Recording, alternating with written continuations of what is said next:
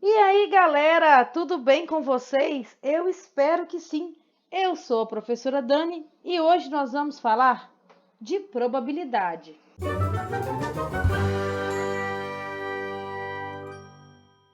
Então, nós vamos falar hoje do assunto de probabilidade. Esse capítulo, ele é o capítulo 3 do livro, tá? Caso dê alguma dúvida, eu estou disponível no WhatsApp, vocês podem me chamar e a gente vai tirar todas as dúvidas. Beleza? Beleza. Então, vamos lá. A primeira coisa que a gente precisa é entender o que é um experimento probabilístico. Então vamos lá. Experimento probabilístico é uma ação. Olha só, gente, vamos pegar aqui as palavras importantes. Ó. Um experimento é uma ação ou uma tentativa sujeito à lei do acaso, ou seja, é alguma coisa que a gente tem que ficar aqui com as coisas variando, certo? Pela qual os resultados específicos são obtidos. O produto de uma única tentativa em um experimento probabilístico é um resultado. O conjunto de todos os resultados possíveis em um experimento probabilístico é o espaço amostral. Um evento é um subconjunto do espaço amostral e ele pode consistir em um ou mais resultados. Então, quando fala que o conjunto de todos, gente, todos, olha, grifem isso aqui. Todos os resultados possíveis, certo? Todos os resultados possíveis vai me dar o que a gente chama aqui de espaço amostral. Um evento é um subconjunto, olha só essa palavra que importante. Um evento é um subconjunto do espaço amostral. Ele pode consistir em um ou mais resultados. Um evento pode ter um ou mais resultados. Então, olha só, o espaço amostral tem todos os resultados. O evento pode ter um ou mais resultados, certo? E aí, a gente começa a ter aqui alguns exemplos, né? Exemplos. Quando a gente fala de exemplos, a gente começa com os mais bobinhos de todos, né? Lançamento de um dado. Qual que é o lançamento de um dado, gente?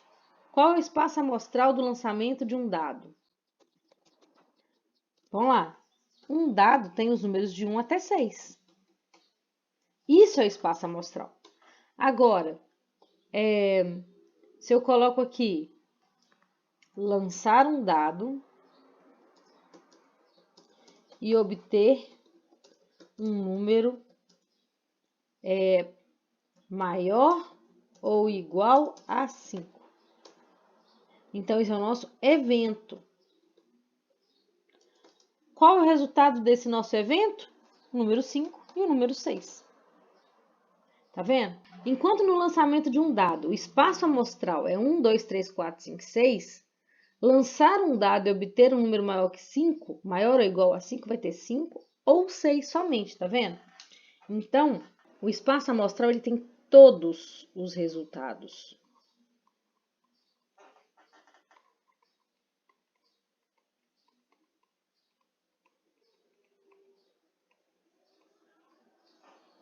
Possíveis, tá certo, gente? E aqui, somente os resultados que interessam, certo? Então, que fique claro isso.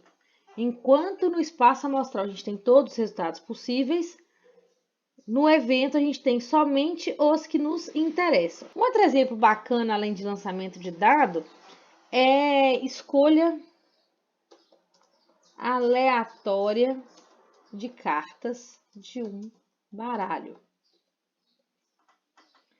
Quando a gente fala em espaço amostral, nesses casos, gente, eu não consigo escrever aqui todos.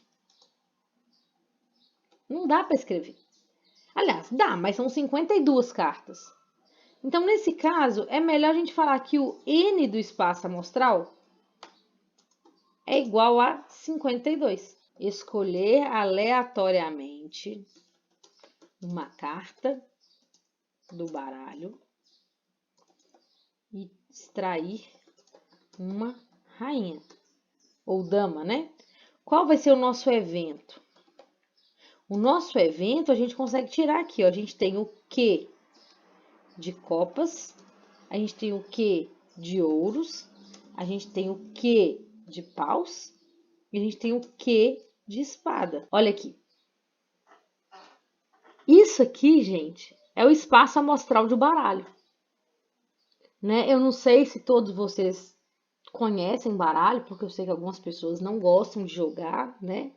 Mas na matemática aparece demais. Então, o que a gente tem que perceber? Características de um baralho. Ele tem 4 naipes e cada naipe é um desenho, né? E dentro desses naipes se repetem as letras A, K, Q e J, que é As, Rei, Dama e Valete, e os números de 2 a 10. Isso se repete nos 4 naipes. Então, cada naipe tem 13 cartas. E são 4 naipes. Por isso, 4 vezes 13, 52. Né? É um caso onde, se eu for escrever isso aqui, fica muito ruim de escrever. Mas eu acho que dá para entender o que a gente está falando. Algumas vezes é melhor a gente, em vez de fazer por listagem, a gente usar uma técnica chamada de diagrama de árvore. O diagrama de árvore, ele é bacana quando a gente tem uma situação que ela mistura duas coisas. Por exemplo, lançamento de uma moeda. Vamos para esse exemplo, então. Lançamento de uma moeda. O espaço amostral do lançamento de uma moeda é cara e coroa. Escolher, lançar uma moeda vai ser um evento. E sair cara. O que vai ser meu evento? Meu evento vai ser somente o conjunto cara. Certo? Agora, tem alguns casos onde é melhor o tal do diagrama de árvore. Por exemplo, lançar uma moeda 2 vezes. Qual é o meu espaço amostral quando eu lanço uma moeda 2 vezes? Às vezes fica ruim de pensar nisso de cabeça, sabe? E aí, se você faz um diagrama de árvore, essa resposta sai talvez de uma maneira um pouco mais natural. Então, o que fica sendo meu espaço amostral?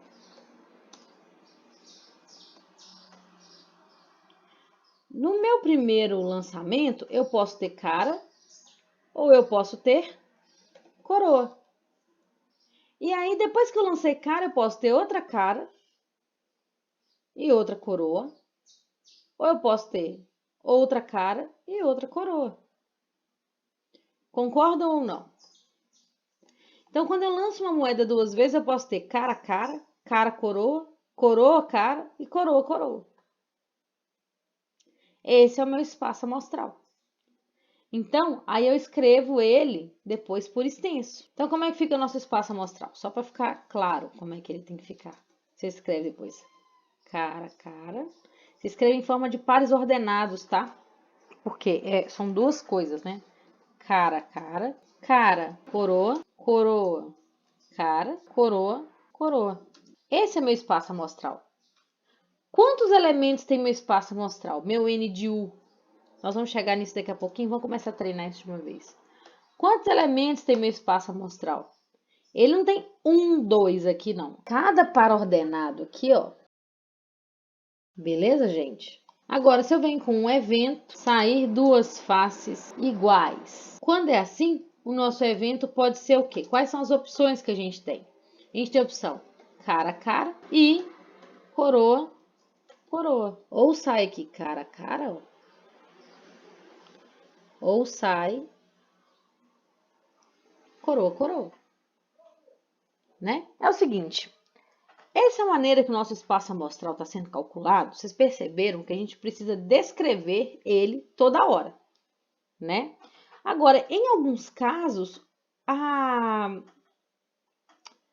vai ser difícil de conseguir essa listagem de um por um, sabe? Então, a gente precisa pensar o seguinte, quais são as maneiras que a gente tem o espaço amostral e os eventos. Gente, a gente tem várias maneiras de determinar o espaço amostral e os eventos. Seguinte, a gente pode fazer isso com uma listagem simples, ou seja, nós vamos lá da nossa cabeça e vamos dar os nossos pulos para poder escrever todo mundo. Nós podemos usar diagramas, igual esse diagrama que a gente fez ali em cima. Ainda estou listando, porém estou usando um diagrama para me ajudar, né? E eu ainda posso usar ferramentas da análise combinatória. As ferramentas da análise combinatória, elas são interessantes porque elas me permitem fazer esse cálculo sem precisar listar, certo? Então, eu vou ter três coisas que me ajudam. Eu vou ter o princípio fundamental da contagem.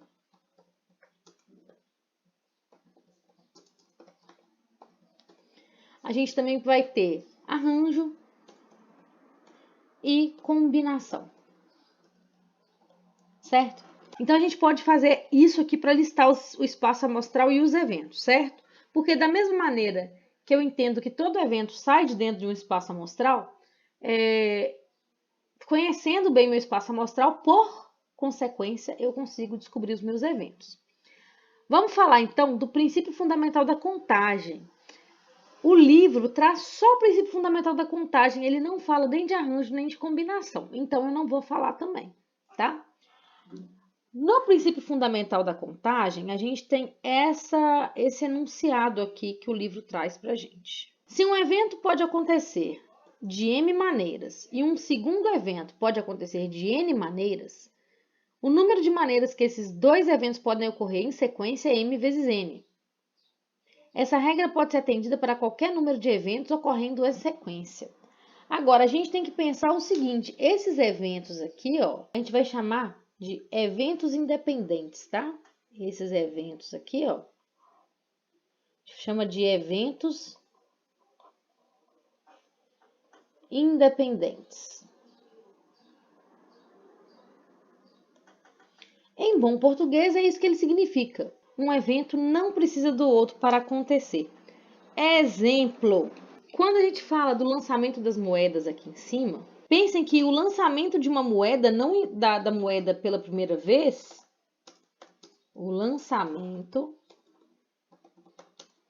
da moeda pela primeira vez não altera os resultados quando lançamos a moeda pela segunda vez. Ou seja, cada lançamento da moeda é independente um do outro. Sair coroa no primeiro lançamento não significa nada que vai sair coroa no segundo, não significa nada que vai sair cara no segundo. Então, como que a gente faz? Voltamos aqui, olha. Isso aqui é importante a gente pegar. Um evento M pode acontecer de M maneiras. E um evento N pode acontecer de N maneiras. Então, a gente multiplica os dois, certo? Tanto que tem lugar que chama esse princípio fundamental da contagem também de princípio multiplicativo. Eu pego a quantidade de maneiras de um, pego a quantidade de maneiras de outro e simplesmente vou multiplicar essas maneiras. Não tem mais nada para fazer. Então, a gente pensa assim, a primeira moeda, ou o primeiro lançamento, eu posso ter aqui dois resultados. No segundo lançamento, eu também posso ter dois resultados. Então, lançar uma moeda duas vezes seguidas vai me dar um espaço amostral de 2 vezes 2, 4 resultados. certo? Observa que desse jeito eu não consigo saber quais, mas eu consigo saber quantos são. Lançar uma moeda e em seguida lançar um dado. Mesma coisa, gente. O lançamento da moeda não influencia o lançamento do dado. Então, quando eu penso em lançar uma moeda, eu posso ter dois resultados. Se eu vou lançar um dado, eu tenho 6 resultados. Então, lançar uma moeda e em seguida lançar um dado, eu vou ter um N de U, ou seja, o meu espaço amostral. Ele vai ser 2 vezes 6, que é igual a 12 resultados. Certo? Eu vou até escrever isso aqui também, ó. N de U igual a 2 vezes 2, que é igual a 4. Então, vamos seguir a nossa ideia. Vamos seguir a nossa ideia. Atenção! Gente, isso aqui tem que ficar muito claro para vocês. Usando o princípio multiplicativo, então, é possível saber quantos elementos tem meu espaço amostral, mas não é possível saber quais são esses elementos do espaço amostral. Probabilidade. Eles chamam de probabilidade clássica ou teórica, tá? E a definição é o seguinte: é número de resultados no evento dividido por número total de resultados no espaço amostral. Eu tenho o hábito de escrever da seguinte maneira.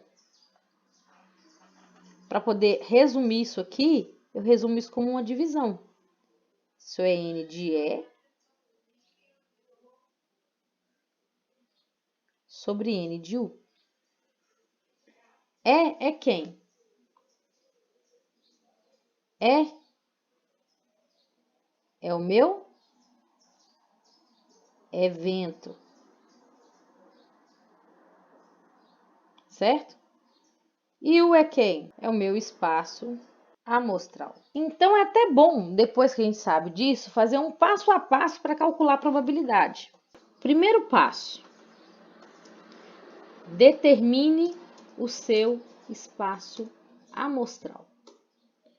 Segundo passo: determine o seu evento, certo?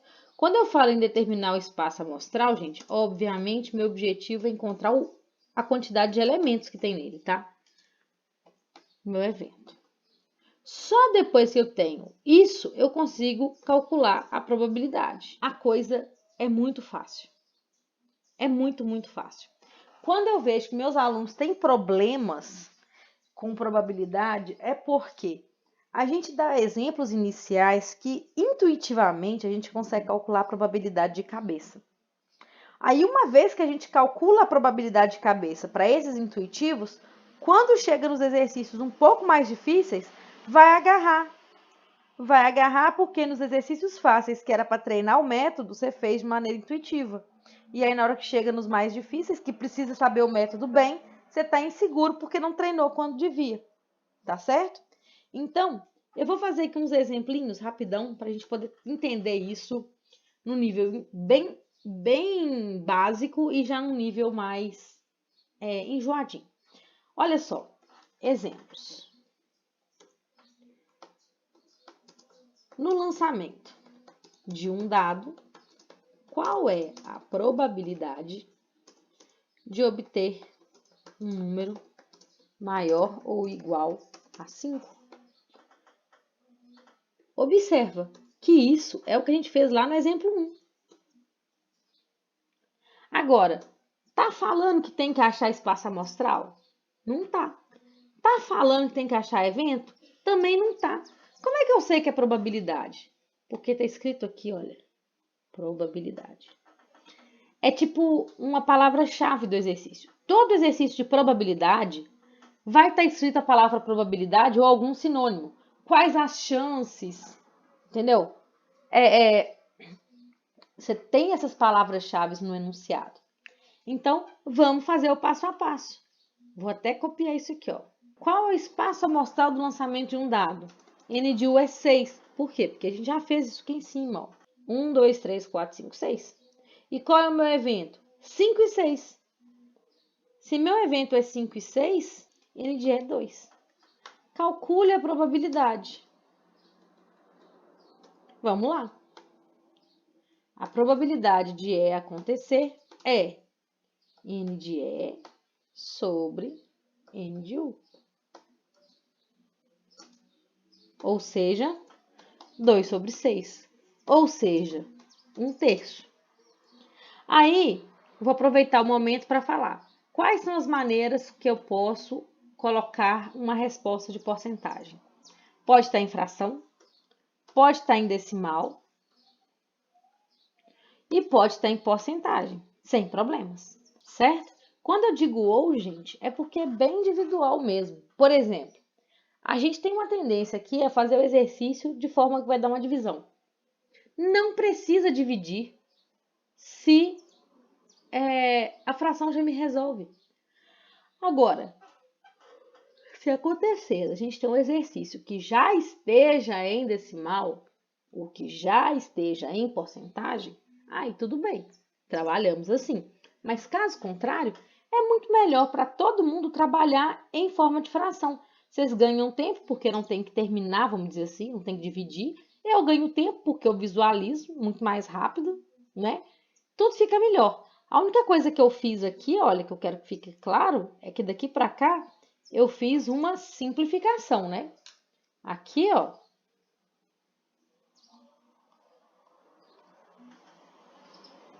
Aqui o que a gente faz? A gente divide por 2 em cima e divide por 2 embaixo.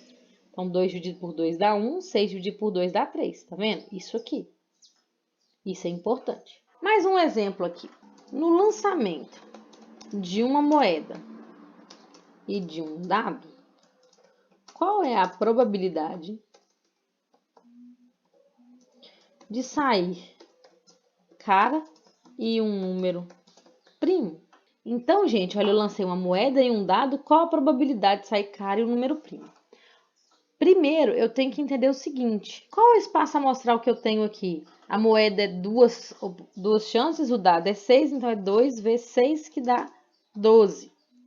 No caso do meu evento, eu vou ter que pensar nele primeiro, antes de falar quanto eles têm. Porque que tá falando assim, cara e um número primo. Então, vamos pensar, meu evento pode sair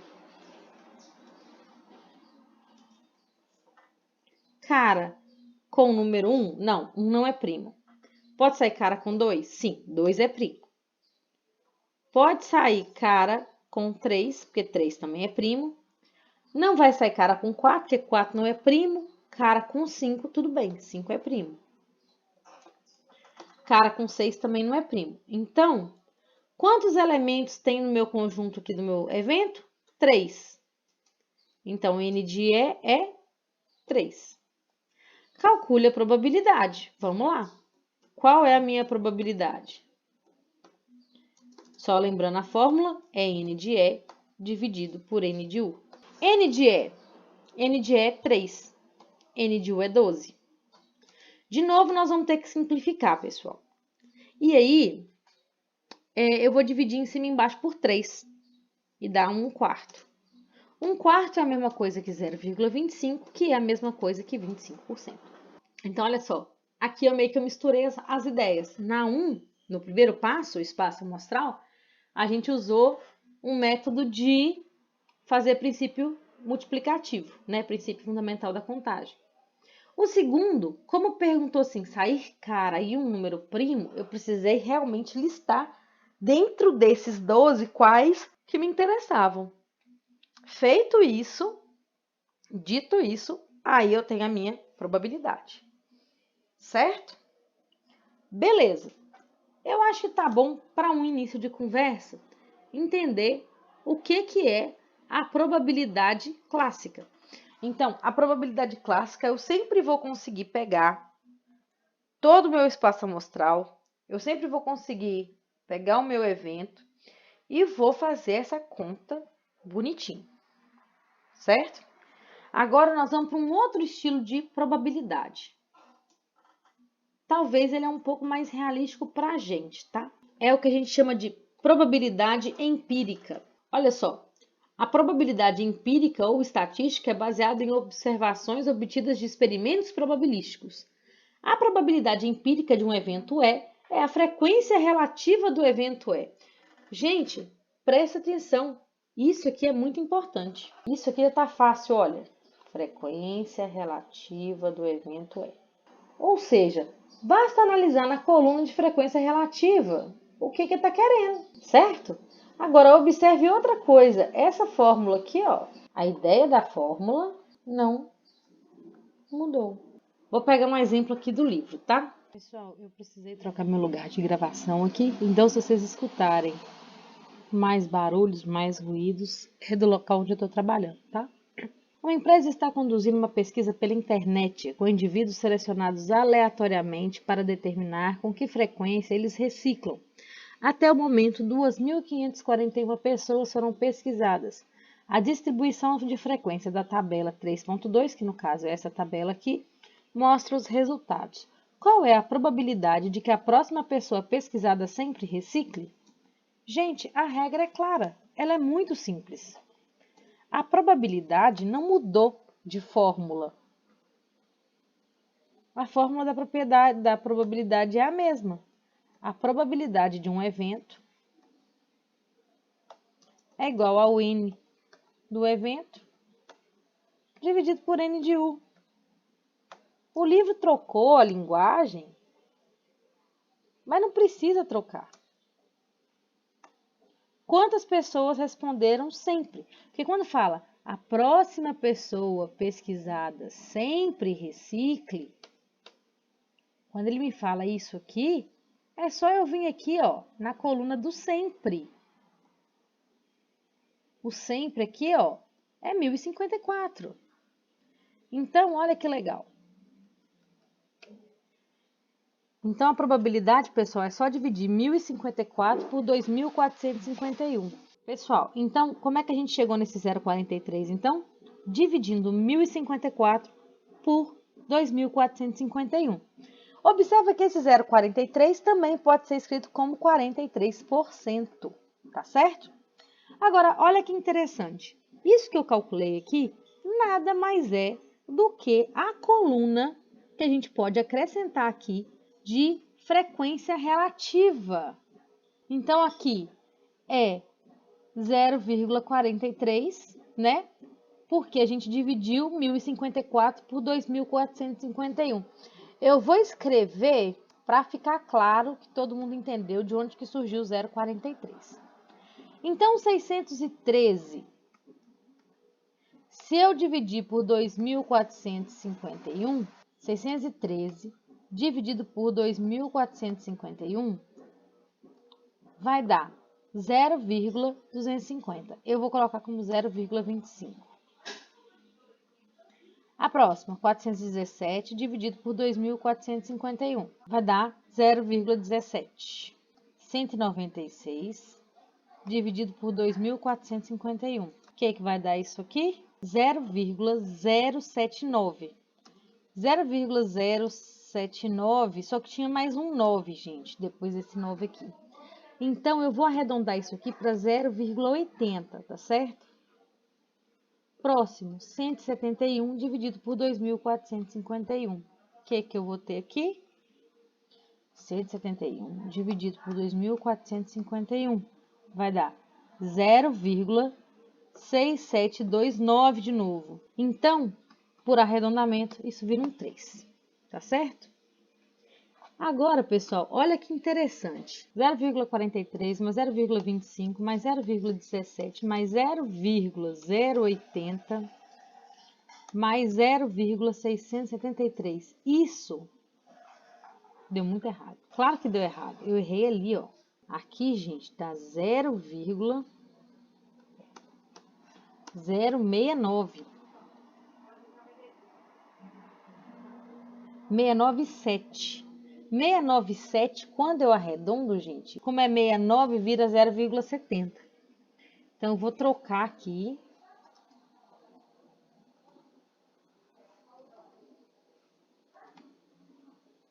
E vamos somar novamente para a gente poder conferir. Peguem as suas calculadoras e confiram também. 0,43 mais 0,25 mais 0,17 mais 0,08 mais 0,07 vai dar exatamente 1. Agora, uma observação. Aqui eu estou escrevendo a frequência relativa com números decimais, tá vendo? Se eu escrevo novamente a frequência relativa, só que dessa vez em porcentagem, o que eu vou ter? 43%, 25%, 17%, 8% e 7%. Na hora que a gente somar 43% mais 25%, mais 17%, mais 8%, mais 7%, vocês podem conferir aí. Eu vou tirar essas porcentagens só para ficar mais bonitinho aqui na minha tabelinha, tá? Pode somar aí, fazendo favor. 43 mais 25 mais 17 mais 8 mais 7. 43 mais 25 mais 17 mais 8 mais 7. 100%. Então, observem uma coisa. Eu tive o cuidado, vocês viram que eu tive o cuidado, de em alguns casos aqui, mexer no arredondamento. Então, olha só que legal. Isso aqui foi feito o cálculo da frequência relativa para poder responder à questão. Então, responder a questão, gente, 43% era o suficiente, tá? O que eu fiz aqui nessas duas tabelas foi ampliar o conceito do que é a frequência relativa numa tabela. Olha que legal. A frequência relativa numa tabela já é a probabilidade daquela variável acontecer. E a frequência relativa pode ser dada em decimal ou em porcentagem.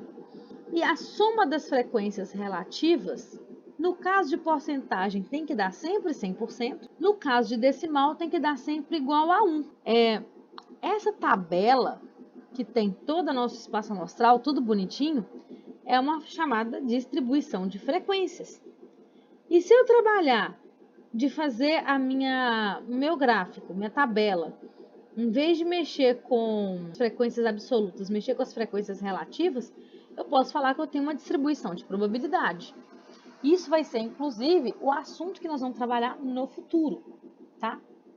Olha só, minha máquina de lavar está batendo palmas para isso. Quando a gente está aqui, ó, aqui o máximo é 1. Aqui o máximo é 100%. Fiquem atentos com o contexto. Fechou nisso aqui, gente? Vamos entender o próximo passo. O próximo passo é... Pessoal, a gente tem que entender o seguinte. A gente acabou de ver duas probabilidades. Uma probabilidade que surgiu do meio teórico, né? A gente pegou lá espaços amostrais, experimentos, dividimos e tal. E a outra saiu de um meio empírico, quer dizer que necessariamente saiu de um experimento, teve que fazer isso aqui. O pessoal foi a campo, perguntou de verdade, né, para poder fazer isso aqui. Então, a fórmula é a mesma. Porém, se eu fizesse um lançamento de dados aqui, ou um lançamento de moedas, que é muito mais fácil, vamos dizer assim, se eu lançasse uma moeda 10 vezes, será que eu teria 10 cara e 10 coroa? Se eu lançasse um dado 12 vezes, será que eu ia ter 2 vezes cada face desse dado? Quem já jogou um tabuleiro, um jogo de tabuleiro que depende de dados, sabe que não é assim. Tem hora que um sortudo vai lá e me tira 3, 6 seguido. E tem hora que você precisa de um 4 e vem lá um 2. E vem 2, 2, 2, 2, 2, o número se repete. E você sabe que aquele dado não é viciado. Aí você fala assim, mas por quê? Se poderia dar exatamente os mesmos, dividir igualmente as chances de acontecer, por que às vezes dá mais de um, mais do outro, e não exatamente vai ser sempre meio a meio, ou sempre um sexto, né? Mas é isso, faz esse exercício, pega aí uma moeda, taca ela aí pra cima 10 vezes e vê se vai dar 5 cara ou 5 coroa. Alguém pode acontecer de dar, mas não é sempre que vai dar. Você pode ter o caso de ter 10 caras, ou o caso de ter 10 coroas, ou o caso de ter 2 caras e 8 coroas, e por aí vai. Aí você, mas não tinha que ser sempre 50%? Sempre 50% dentro dessa lei. Lei dos grandes números. Para eu garantir que realmente é 50%, é quando eu jogo tantas vezes, mas tantas vezes, mas tantas vezes, que se você for acumular essa quantidade de vezes ao longo do tempo, realmente vai acontecer de dar meio a meio no caso da moeda, tá, gente? Estou falando aqui de moeda. Então, quando o experimento é repetido um grande número de vezes, quando eu falo grande aqui, não estou falando de 10 vezes, não. Estou falando de milhares de vezes, tá? Aí, a probabilidade empírica, ou seja, a que você tem dentro de um experimento, né, fazendo ali na sala de aula, né, aí no caso, na casa de vocês e tudo, e nessa brincadeira empírica, você vai conseguir se aproximar da probabilidade teórica. Qual que é a teórica? Meio a meio. Você sabe, você tem uma cara, uma coroa. Qual que é a chance de dar? 50%. Essa lei dos grandes números, ela acontece para famílias, por exemplo. A família pode ter aí 2 filhos, ou 2 filhas, ou um filho e uma filha, né?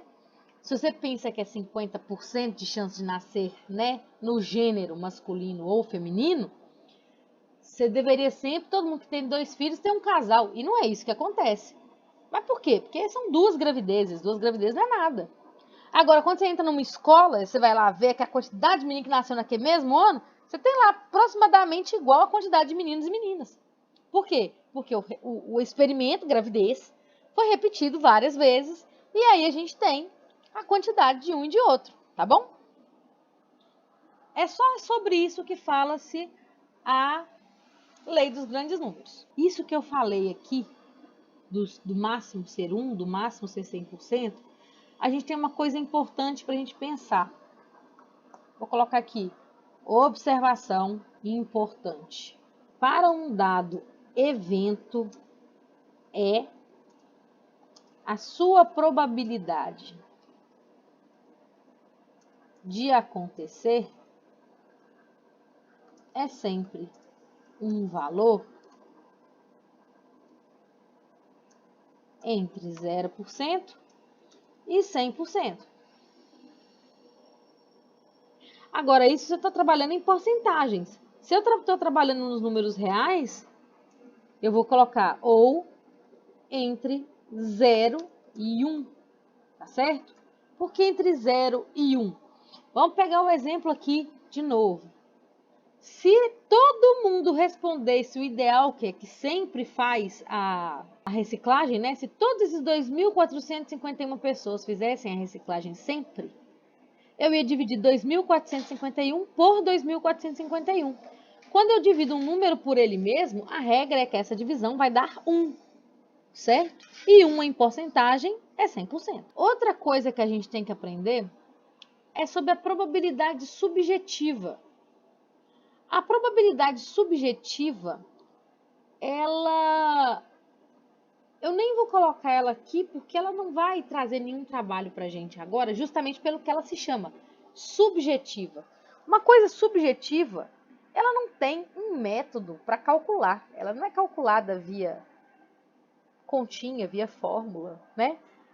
Ela é uma coisa que vai no sentimento da pessoa, na experiência da pessoa.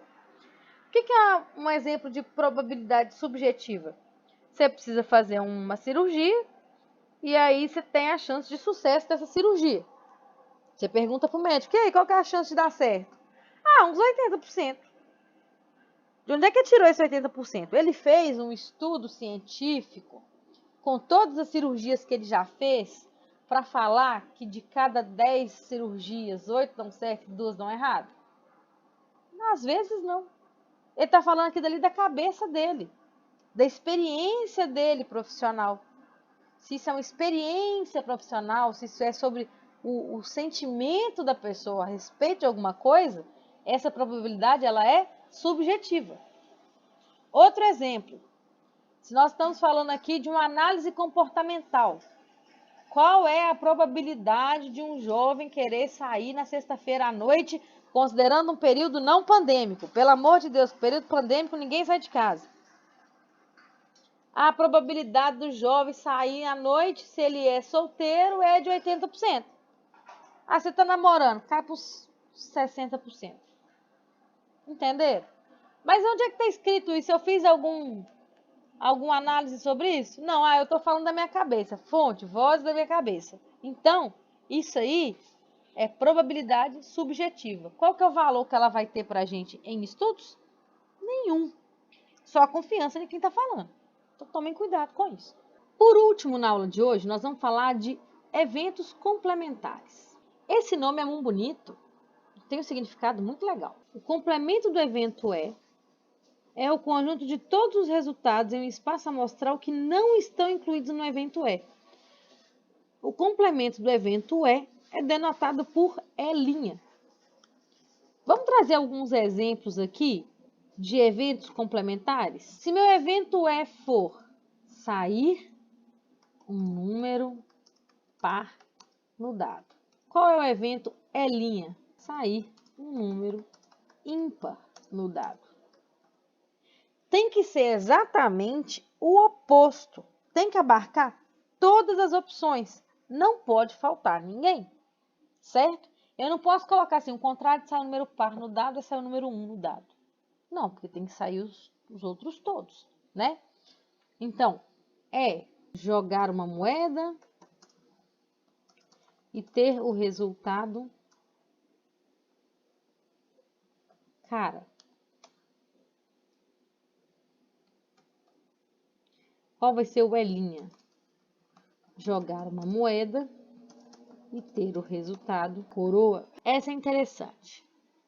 Tem casos onde o evento, por si só, ele é mais difícil de determinar do que o complemento dele.